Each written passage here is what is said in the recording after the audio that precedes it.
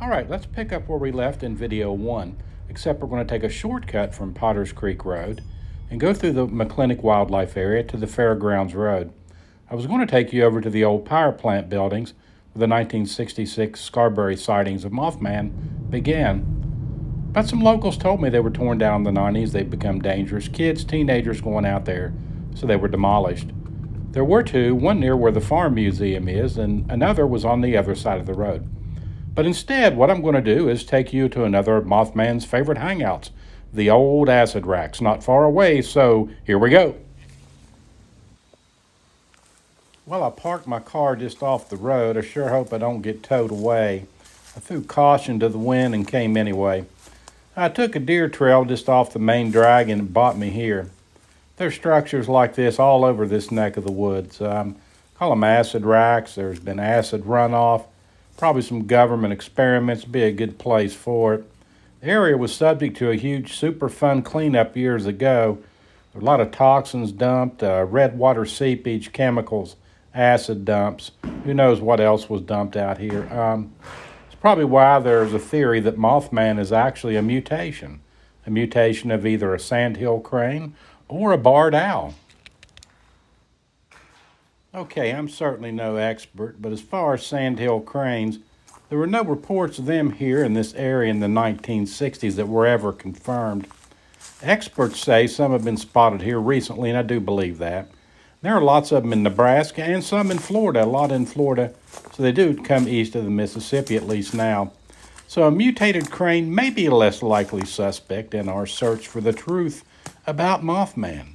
Not impossible, mind you, but it may be less likely, and I'll tell you why in just a little bit. No, this is not in Point Pleasant, but it is in Florida, and as you can see, this sandhill crane is rather large, and here it is attacking and running off an alligator. So you can see how possibly on a dark night it could be mistaken for a large flying man. Watch it in action.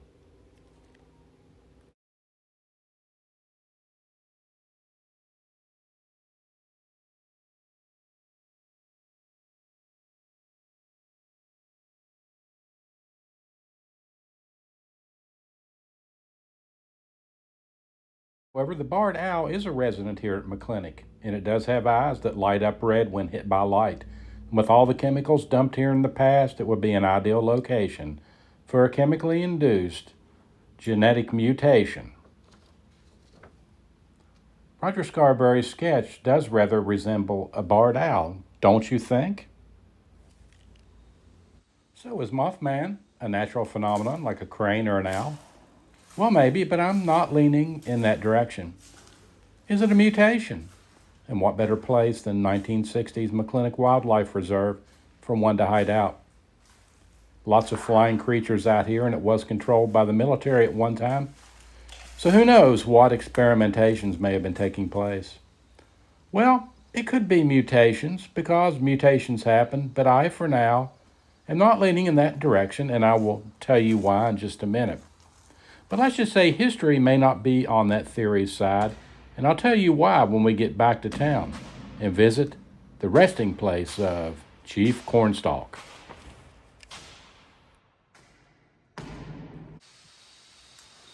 Well, here I am, travel buddies. I'm out in the middle of nowhere. I'm out here in these buildings. They call these trussels or trellises made of concrete. They're called acid racks. I went to go to the old power plant, the North Power Plant building, and they told me it used to be where the fairgrounds are on one side, and on the other side there's a farm museum. But as far as they know, most of it's gone. It's been replaced. They're not, in short, they're not there anymore. So I did my best, but I know where they used to be, and so I thought I'd come out here and take a look around and bring you with me. So here you go. Well, somehow I managed to come out in a different place than I came in, and then I had to go figure out where my car's at. As you can see, I'm walking down the side of what they call Fairgrounds Road. My car's just up here to the right. It's no big deal. Be there in just a second. And hip hip hooray, Jeff found his car. There it is, just where I left it.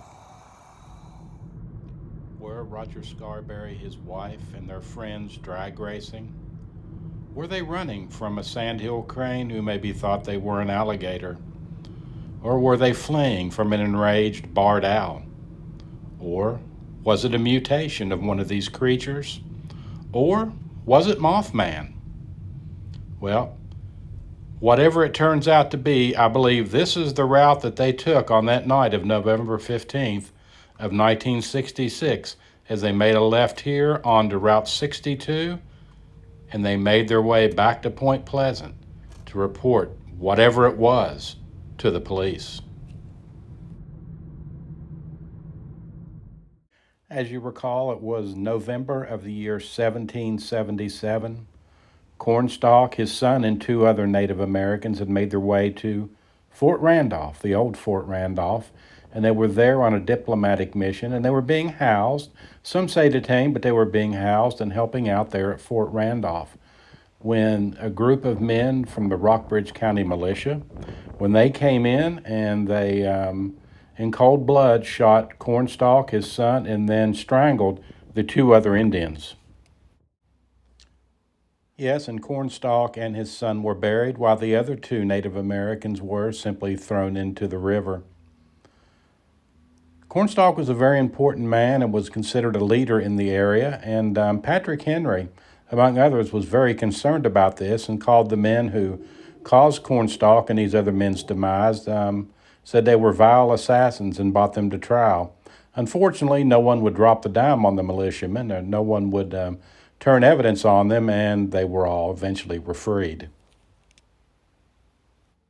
And it was on that fateful day of November the 10th, 1777, when Chief Cornstalk took 8 bullets from the militiamen. But before dying, he recited what became one of the most famous curses in history. And the curse in its entirety reportedly goes like this: I was the borderman's friend. Many times I saved him and his people from harm. I only warred with you to protect our wigwams and our land. I refused to join your pale-face enemies, the redcoats. I came to your fort as a friend, and you have murdered me. You have murdered by my side my young son. And for this may the curse of the Great Spirit be upon this land. May it be blighted by the nature, blighted in its hope, and may the people's strength be paralyzed by the curse of the blood of Chief Cornstalk and his son. Oops. The curse was reported to last 200 years, and here's what's happened since then. In 1840, Cornstalk's remains were moved from Fort Randolph to the Mason County Courthouse, and finally they were removed here to Indy Wee Park. In 1909, a crane being used to erect a memorial to those who fought against Cornstalk was struck by lightning. Then in 1921, the monument itself was again hit by a lightning strike, causing damage. And since the curse, here's a blow-by-blow of what's happened. In the late 1800s, there was a fire that destroyed a large part of the city. In 1907, one of the worst mine disasters in history occurred where 310 men lost their lives. 1913, there was a flood. There was another flood in 1937. 1944, 150 people were tragically killed by a tornado. In 1953, there was a barge explosion that killed 6 people. In 1966, there began a rash of Mothman sightings.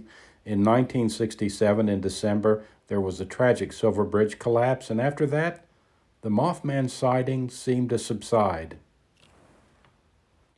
There are some who say this area became a bridge or a portal from here to there for supernatural activities, UFOs, and Mothman sightings.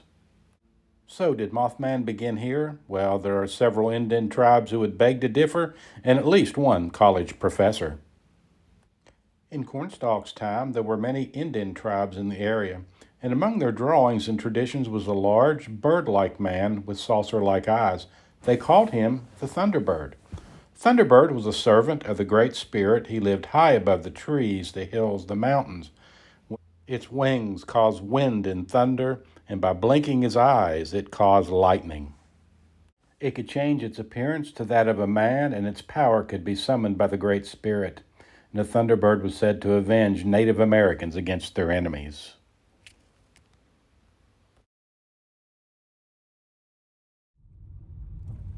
So let's conclude by recapping from the start of my video. From my findings, I will conclude this: that the legend of Mothman indeed existed far prior to the 1960s. Indians, for hundreds, even thousands of years, reported the Thunderbird, passing it down likely by around campfires in oral tradition. There was even a college professor who added that Mothman sightings in the area date back to 1914, years before chemical contamination at the McClintock Wildlife Reserve and the Superfund cleanup. So if he or she, Mothman that is, mutated, well, then it must have been before then. So was Mothman the clever mind of the Scarberries and the Mallets to avoid being charged or at least investigated for drag racing out on Fairgrounds Road?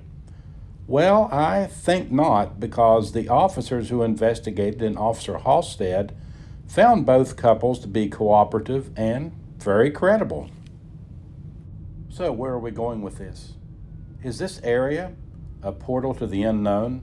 Is it a place where Indian chiefs can call down curses, thunderbirds appear, UFOs and strange lights appear in the sky?